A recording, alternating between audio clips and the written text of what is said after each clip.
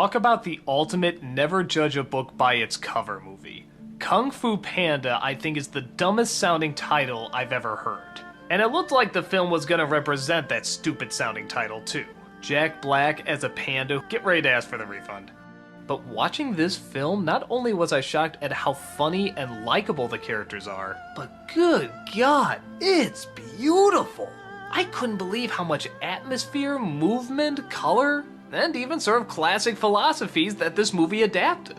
I think it's actually sort of right up there with Shrek 2 as one of the great animated comedies. Okay, so Jack Black is a panda named Po. He's a big fan of the Fearsome Five, a group of martial artists who are actually all named after martial arts moves, like the snake, the crane, the monkey, and so forth. At one point, their great master is about to choose who's going to be the Dragon Warrior, the martial artist who's going to lead the way and save the day. Po accidentally gets flung into the mix, and the master selects him.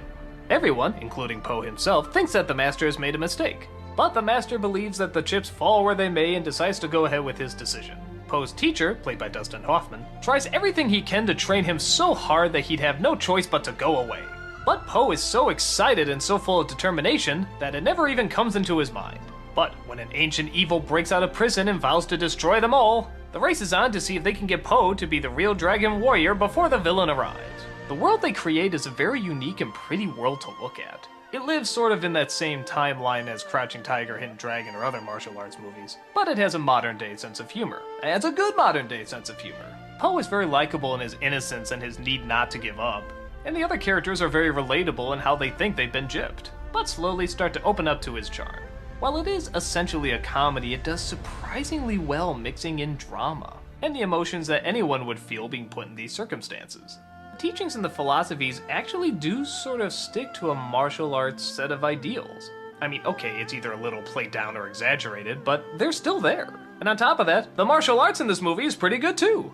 The film totally takes advantage of the fact that it's animated and it's a comedy, and it gives us some unbelievably fast, stylish, action-packed fight sequences. These are great fun to watch. If I did have one problem with the movie, is that the villain does seem kind of weak.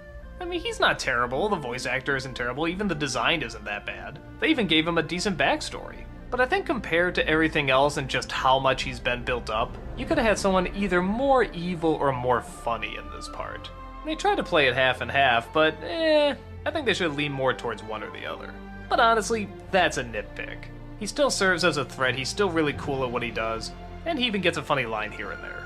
Overall, I think Kung Fu Panda is wonderful. And just saying that sentence sounds so strange to me. Kung Fu Panda is wonderful.